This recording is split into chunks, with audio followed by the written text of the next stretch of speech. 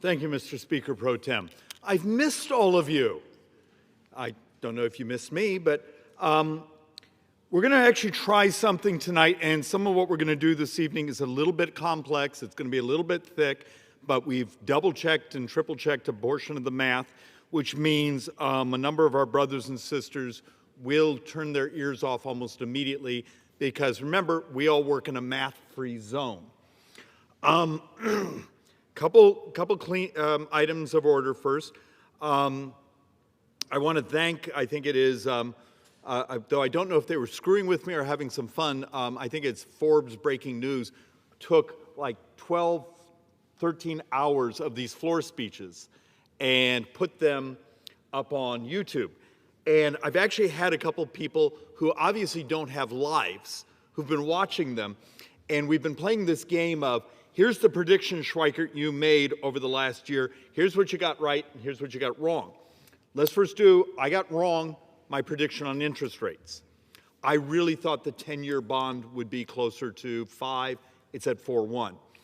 But things like the U.S. getting downgraded, things like the semi-glutites crashing in price by the end of the year, we've actually gotten right. But the one thing I wish I had gotten wrong was the debt and deficit projections. And for the trolls out there who immediately go, well, there's all this spending in the tax bill. Most of that hasn't started yet. If you actually look at the breakdown of what's going on, what are the two drivers of U.S. sovereign debt? It's the very things that we're not allowed to talk about. It's interest and demographics. And we're going to walk through some of the reality of the math because this is how perverse this place has become. The Democrats, well, they'll blame, and Republicans will blame, and we're going to blame shiny objects, things that actually have almost no actual value to our future, to this republic and where we're going. Okay, so as we start this, I need everyone to embrace a couple factoids. You got 7 years, and the Social Security Trust Fund is empty. And no one stole the money. We just didn't have enough young people to keep the ratios. So in 7 years, the math right now says a 24% cut. In 7 years, we double senior poverty in America. In 7 years, the math says you're going to start to see baby boomers doubling homelessness. In 7 years, the Medicare trust fund is empty.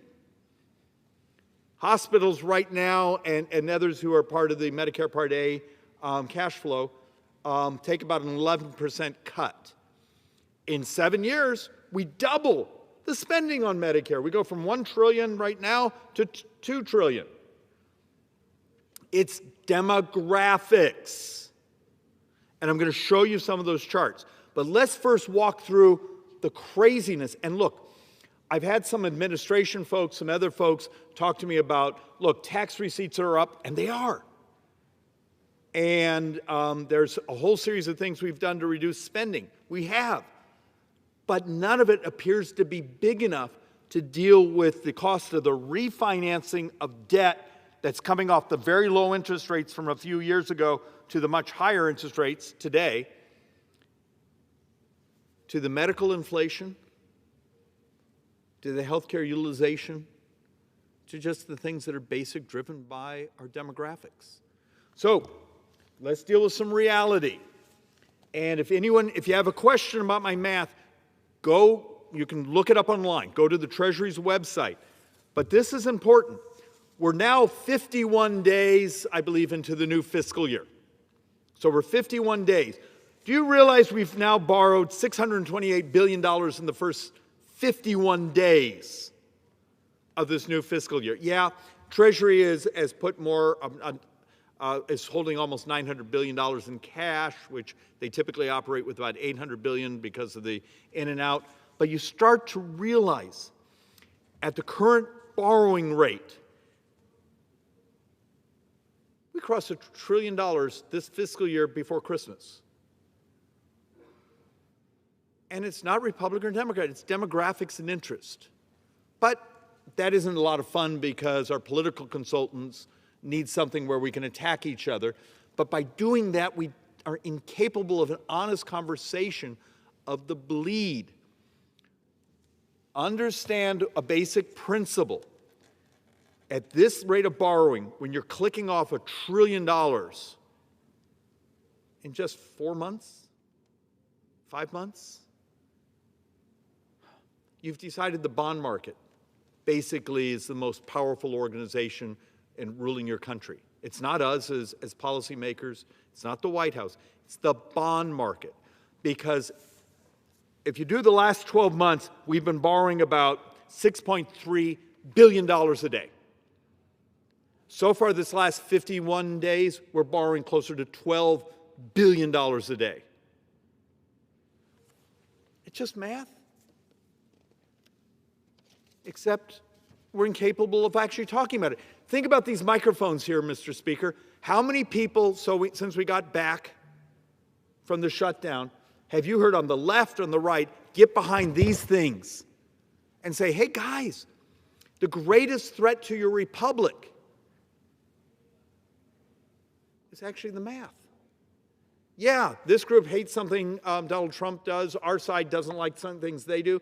And okay, great. The lack of civility is crushing. But one of my personal theories is the reason you just had a 40-some day shutdown is it's not like the old days where you could have bought the senators' votes. Hey, if you'll vote for us, you get a bridge. We're now having to deal with the fact you don't have cash laying around. We will borrow, and you're going to start to see this. We went from $37 trillion to $38 trillion. We did that in 71 days.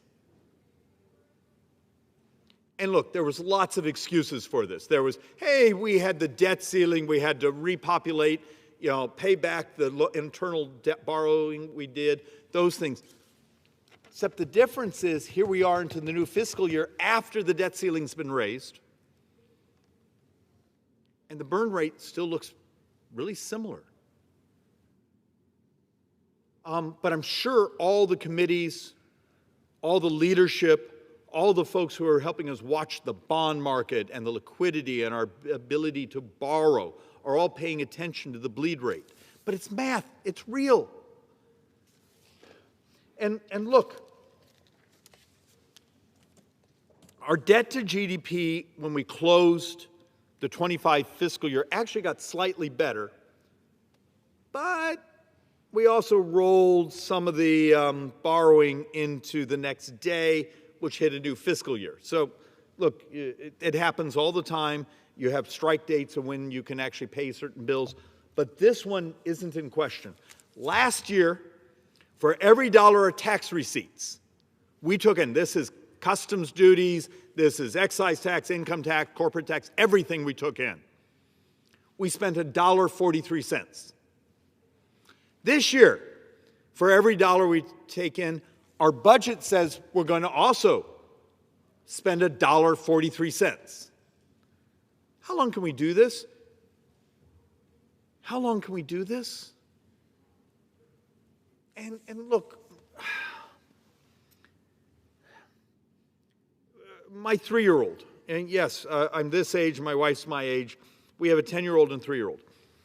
There's a data set out there that basically says when my 3-year-old is about 22, 23 years old, so 20-some years ago, every tax in America, every tax needs to be doubled just to maintain baseline spending.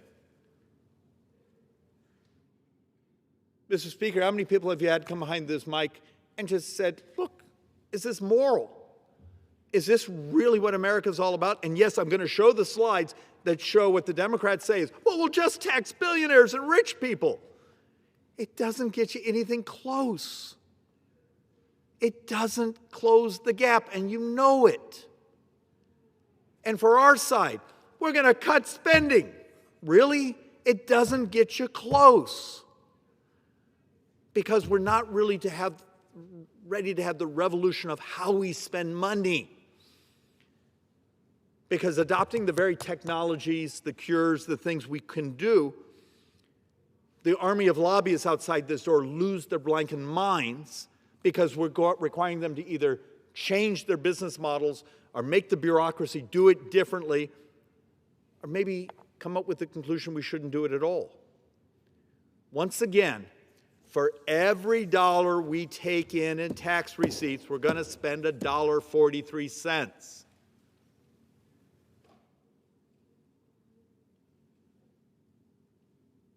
Why doesn't that almost create a sense of panic, of agina for the left or the right? Is it just we run into the problem of telling the truth to our voters after maybe we've lied to them? It's rich people we don't tax enough. It's waste and fraud. It's illegals. All of those are real, except in the scale of the spending. They're just not that much. And we're not, and it's just the insanity of what's going on. Look, and I'm trying to help understand wages. Yeah, let's back up. Tax receipts are up. Spending is up dramatically more. But most of the tax receipts that we're gaining it's almost all capital gains. So of the increased tax receipts, only about 5.5% of it is actually the growth in wages. Almost 65% is capital gains. It's because the stock market's been doing well. So once again, we're back to the world of financial engineering. Those of us with assets, we're doing great. You keep hearing people talk about the K-shaped economy. What they mean by that is if you're on the lower tier, you don't hold assets, particularly after the years of inflation. Those with assets, the assets inflated. They're just fine. If you didn't hold assets, you are poorer today. For my district in the Phoenix-Scottsdale area, I think our calculation is after sort of the first year of the Biden administration, if you don't make today at least 28% more than you did then, you are poorer today. Now you don't, there's almost no cycle where magically prices start to come down. The way you deal with this is economic growth, wage growth. Is prosperity moral?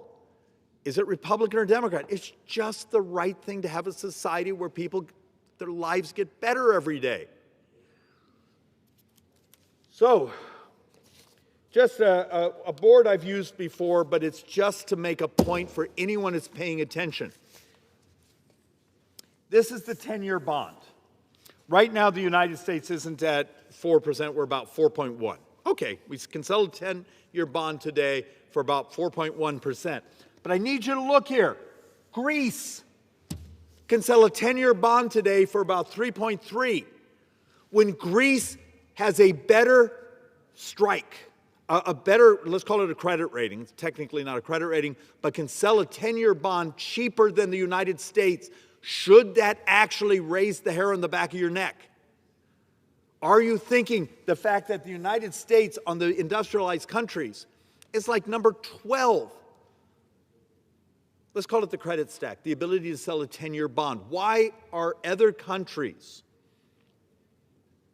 able to sell a 10-year bond cheaper than the biggest economy in the world?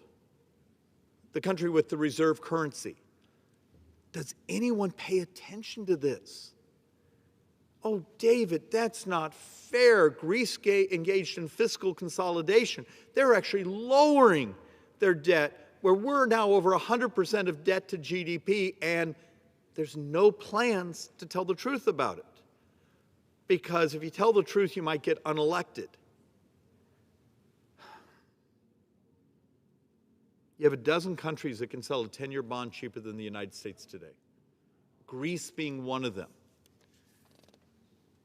So, let's get into some of the complications. So when I say it's one of the primary drivers, interest and demographics. Remember, if you have 38 trillion, and remember we play this game, the United States does this, other countries don't do this. So here's 30 trillion that we have to go to public markets. People from all over the world, from primarily the United States, buy our bonds. It's in your pension. It's in the banknote you buy. It's this, that. But there's another several trillion that's actually borrowed internally. But it's not magic money. We still owe the Social Security Trust Fund money, the Medicare Trust Fund money. When we borrow the cash out of those trust funds, they are paid interest. So it's still an obligation. And it's one of my great frustrations when you hear some of the government economists, well, publicly borrowed money is this. Yeah, but the internally borrowed money we still owe interest on. Are we not going to pay it back? It's borrowing. And so when I come back and say demographics, understand age groups as a share of the population, 2004 to 2024, so a year plus ago. We had 1.4% of the population was 18 years old. In 2024, 1.3% of the population was 18 years old. It's just demographics. The United States in around 1990-91 started to roll over in the number of children we have. And for the people who are in the natalist policy, we spend lots of time researching this. There's no magic solution. You have a country out there, when you have your third or fourth child, they buy you a house. Still hasn't increased fertility rates. There's a crazy math set, and I've never vetted it. It was saying, like, South Korea in 150 some years, there's almost no South Koreans left. It's happening all over the industrialized world. This is why getting tax policy, regulatory policy, things so correct, because we're going to have to be able to find a way to have productivity grow and grow and grow so we can raise people's wages, because so many of our brothers and sisters are poorer today. And the way you raise wages is two things. Inflation, well, that doesn't get you anywhere, or productivity. You can't be afraid of AI, synthetic biology, robots. And people go, oh, David, you're not supposed to say that, but it's true. Because next year, the number of 18-year-olds is smaller than this year. And the year after that, it's smaller than that, and it's smaller than that. America is now running into a situation. We have too many classrooms, too many school buses, and not enough senior centers. So this place is doing an amazing job having an honest conversation about the United States demographics and where we're going. Oh, David, we're not supposed to talk about that. How do you make public policy if you can't even be honest about the most basic parts of the math? So the other part of the punchline here. 20 years ago, 12.3% of the population was 65 and up. 20 years later, it's functionally 18%. It's not double, but it's pretty darn close to you double those who are 65 and up. And look, a weird little factoid. When I was a teenager, 1970s, and I remember this number, there was functionally $7 spent for every young person and $1 spent on seniors. Today, that is flipped. It's just demographics. The baby boomers have moved into their retirement years. We have a societal promise we got to keep. We made a promise. But once again, in 7 years, the Medicare Trust Fund's gone. In 7 years, the Social Security Trust Fund's gone. And we're going to lie our heinies off around here if we just tax rich people more. And I'll show you the slides. The math doesn't work. But once again, we work in a math-free zone. So let's have a little more fun with reality. Change in population by age. Now, this board is controversial, but the math is accurate. And I'll see if I can try to describe this in a way where we can all absorb it. 2004, I had functionally 77 million that were under 18 or younger.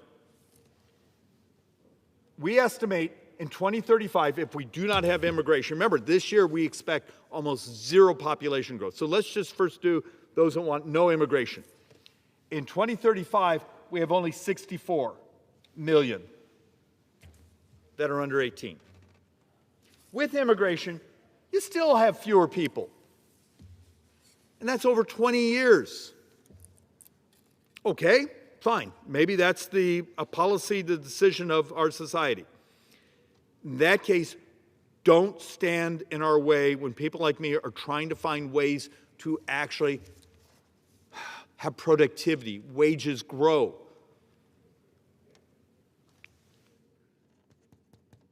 This is something very unique the United States is up against.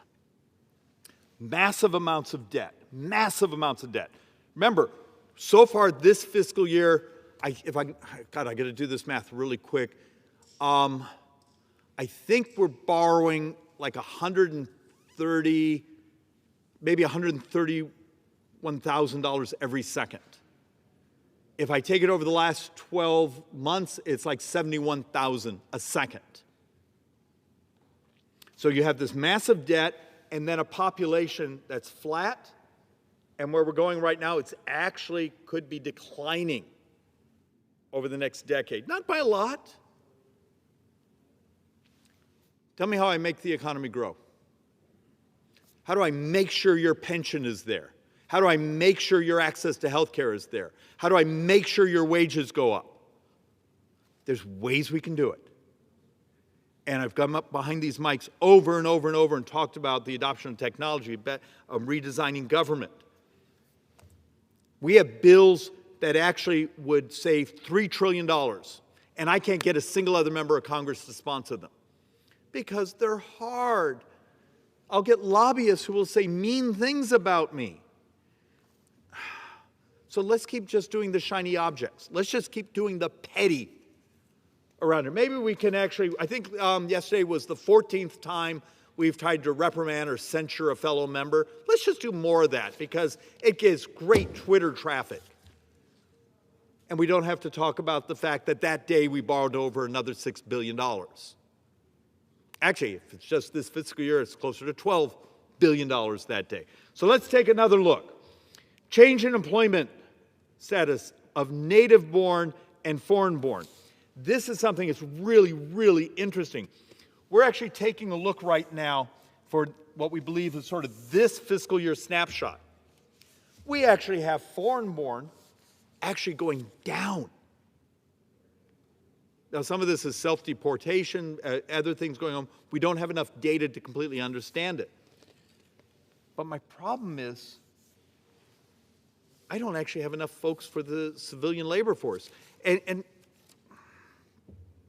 look, something funky happened in this morning's unemployment numbers where a good pop in jobs, maybe almost 2.5 times what many of the economists expected. But did you notice unemployment popped up? Now that's typically saying, oh, we don't like that. I need you to think about this. We've been desperate for more of our brothers and sisters to come back into the labor force. But here's my problem. How many of those folks are coming back into the labor force because they can't pay their bills? Because wages still haven't gone up enough to make up for the years of inflation. We actually don't know completely yet. But we do know our brothers and sisters out there are stressed out of their mind. When you start to look at credit card delinquencies, car delinquencies, our impairments is the better way to phrase it. We need to get our heads out and start thinking about those policies that get the economy working, a tax code that actually gets investment in the next generation. But are we going to adopt policies? All right, let me go jump on a landmine. Does it make sense to have a government that goes out and owns 10% of Intel? So your government is the largest shareholder of Intel. Okay. I love Intel. But I can actually show you some brilliant economic papers that say it should be three different companies. Here's the fab, here's the engineering, here's this and that. The concept of creative destruction. Here's how the thought experiment works. If you're old enough to remember Blockbuster Video, should we have slowed down the internet so Netflix could not have put Blockbuster Video out of business? Because that's sort of what we're doing today, is we're choosing the winners and losers instead of the creative destruction that starts the next cycle of productivity.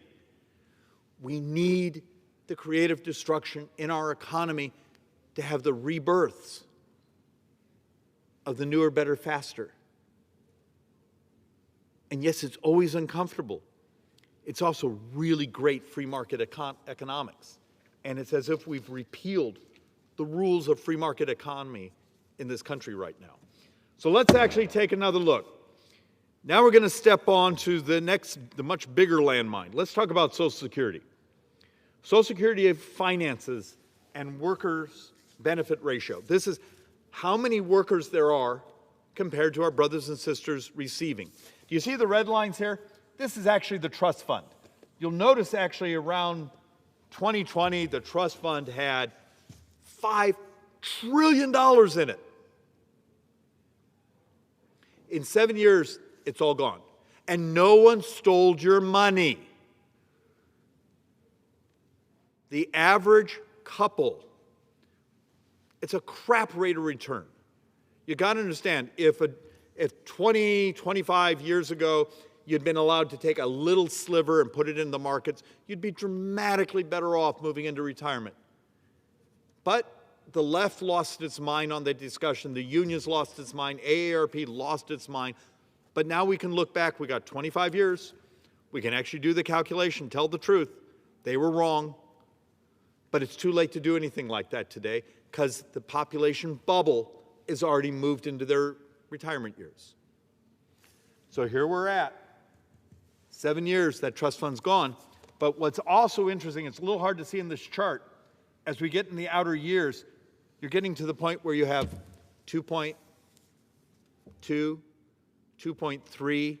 So you and your spouse, you and your partner, functionally will have one retiree.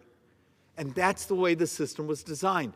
They didn't think about, when they designed things like the Social Security Trust Fund, that we would have a day when the population of young people in the United States actually was declining. It's demographics. We know the math. We've known for how many years we had baby boomers, and 67 million of them. Yet this place, because it's crap politics to tell the truth about math, we lie. We make up things. Well, if we tax billionaires. I'm going to show you boards that every dime of every billionaire in America would only run the government 9 months, and also you'd put the world into a depression because most of that value is actually in stocks. So if you happen to have some stocks in your retirement fund, it's all gone. We're going to crash everything. But it's a thought experiment.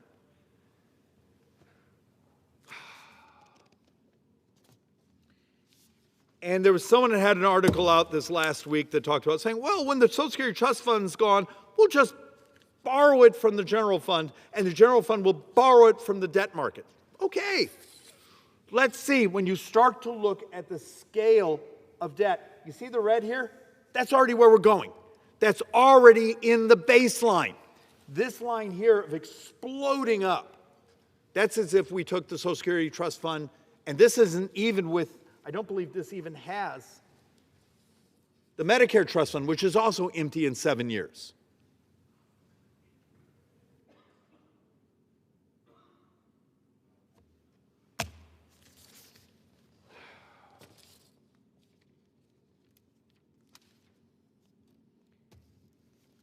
And if anyone really wants to understand how difficult the policy choices are, and also how, let's have a brutal moment, the members here don't tell the truth, particularly my brothers and sisters on the left. We just tax rich people. Please go look up Jessica Riedel's calculations, Manhattan Institute. There's a couple great articles. They walk you through the math. Every tax. So do the Bernie Sanders math. We're going to take people over 400,000, 500,000, and we're going to maximize tax. You maximize everything. And it's almost the Laffer curve. We're going to tax you to the point that it rolls over. On every tax, you get 1.5% of GDP in new taxes. Okay. Probably be really helpful. On the Republican side, the things we talk about cutting, we only get about 1% of GDP. Last year, if you do the internal borrowing, we borrowed about 7.6, 7.4% of the entire economy. We're actually looking in 2035, we're going to borrow 8.4% of the entire economy. And the solution I get from the left covers 1.5%. Often the solution I get on my side is 1%. Does anyone see the math problem? But we're all going to go home and talk to our partisan audience and say, if I just could tax people, if I just cut things, maybe we have to do that, but it doesn't get you close. Once again, 1.5, taxing all the rich people. 1% of GDP in the cuts we have actually articulated. I got 2.5. In 9 budget years, we're borrowing 8.4% of the entire economy. And that's assuming interest rates don't go up. Remember, in 9 years under today's interest rate scheme, 30% of tax receipts go just to interest. If interest rates go up 1%, it's 45% of all tax receipts of the United States in 9 years would go just to interest. And I'll say this, I've said it how many times behind these microphones, and people will go, David, that's interesting. Please never say that again because I don't want to actually have to explain this.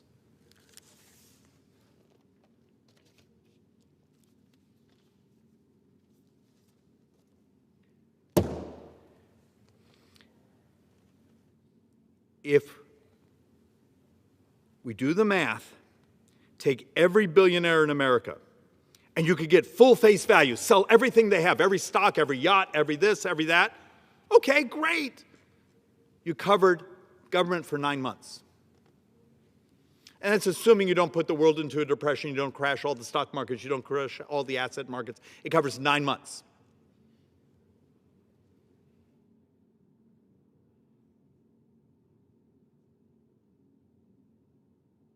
Why do we live in this fantasy world where people throw out solutions like this that they know are absolute frauds?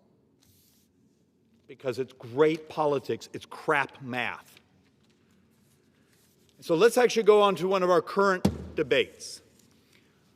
I watched someone come to the floor yesterday on the subsidies on top of the subsidies in the ACA. Let's call it Obamacare because that's the common vernacular, but it's the ACA. And we're having the debate because the Democrats actually did these enhanced subsidies on top of the subsidies, and those subsidies expire. Okay. Well, here, let me do this one backwards so there's a little more understanding of the line. How much of the healthcare population in America is actually in the ACA? It's really important. 48% is employer-sponsored. 7% we believe is uninsured. Veterans are about 3%. Medicare is 18%. Medicaid is 22%. Now, over the next couple of years, that flips. Only 7% of the healthcare population is actually in the ACA. Okay, that's the entire population that's receiving subsidies today. The enhanced subsidies, so the subsidies on top of the subsidies, is a fraction of that. Now you got to also take a look at what's wrong in that math. We actually keep looking at these numbers over and over and over. We've been analyzing them with our joint economic economists. And I have a couple PhDs in healthcare economics. And we're trying to understand what the hell's going on with these numbers. But you start looking at it after the COVID subsidies. Do you know you got 41% of the population that's actually supposed to be just receiving government subsidy to make it more affordable, and they're paying zero? And you understand what they did with the subsidies on top of the subsidies. They took populations 400% of poverty and up. And in some areas, you have 4 or 5 kids, you had people making $400,000 or $500,000 qualifying. Except that's a small population of them, but they still would qualify. And why this is important, and Mr. Speaker, if I could have some way to burn this into people's psyche, what the ACA, Medicare for All, the Republican alternative had better actuarial distribution, but they've tried to turn healthcare into financial engineering. What you've done is financing, is subsidies health care. Well, we'll tax these people and we'll subsidize this population. And listen to the debates here. It's about subsidies on top of subsidies. It's financial engineering now is healthcare. And why it's healthcare is because it's easy. It makes the lobbyists happy. It makes the people receiving the money happy because no one gets cut. No one has to do a new design. No one actually has to adopt new technology. No one has to fixate on our brothers and sisters. If obesity is 47% of U.S. healthcare, none of the money goes to making our brothers and sisters healthier so they live longer and they don't have multi-chronic conditions because we're just going to subsidize them. It's perverse. Could you imagine the $35 or $40 billion that the Democrats are demanding for the subsidy on top of the subsidy for populations that are upper income? If some of that money actually went to lowering the actual cost of health care instead of the financial engineering of subsidizing insurance companies. Because that's what they're talking about.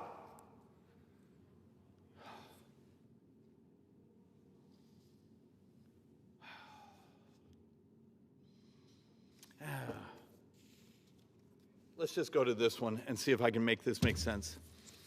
This is a bit complicated, but we've been trying to do the analytics of how much the subsidies have screwed up the price of health care.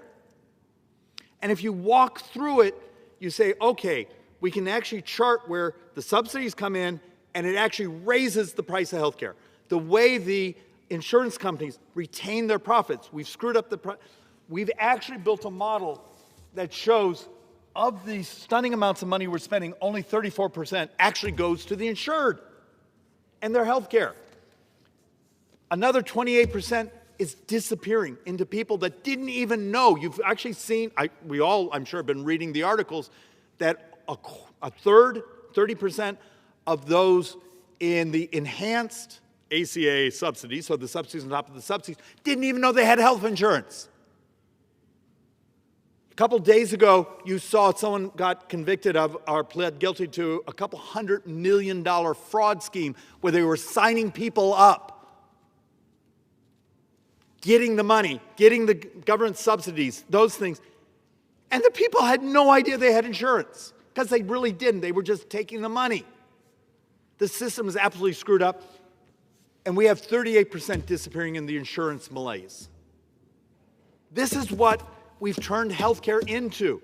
It's a financing. I beg of my brothers and sisters here. We have pieces of legislation, dozens of them, that would change the cost of healthcare. When we think we may have spent $25 to $35 billion last year in duplicative MRIs, X-rays, CTs, ultrasounds, why not a simple piece of legislation when you get your MRI, it's attached to this thing so it's portable to your next doctor.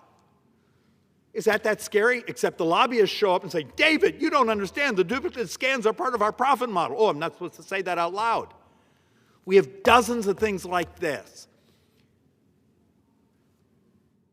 We've turned healthcare into being about the money instead of our brothers and sisters living better, living healthier. How about if some of the money goes to the cures so we don't finance your misery? We finance your freedom from that misery.